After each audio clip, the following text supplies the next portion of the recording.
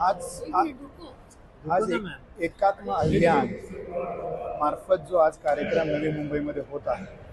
त्यामध्ये fit India, ministry of culture आणि ministry of affairs and sports तिन्ही initiative government of India एकत्र येऊन विकसित भारत जे की आपला प्लॅन आहे 2047 पर्यंत आपल्याला इंडिया ही विकसित कंट्री म्हणून, डेव्हलप्ड नेशन म्हणून ओळखली जावी,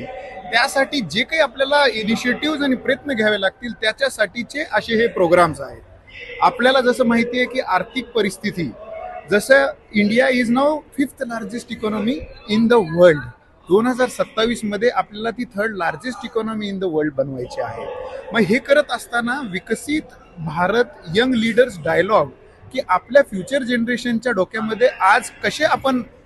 गोष्टी बिंबवल्या पाहिजेत, त्यांनी कसं फ्युचर प्लॅनिंग केलं पाहिजे, त्या सर्व गोष्टी घडवून आणण्यासाठी आपण वेगवेगळे कार्यक्रम राबवत आहोत. त्यातला हे एक कार्यक्रम ज्याच्यामध्ये holistic development of the youth म्हणजे वेगवेगळ्या कार्यक्रमामधून मेडिटेशन आपण कसं करावं, हार्टफुलनेस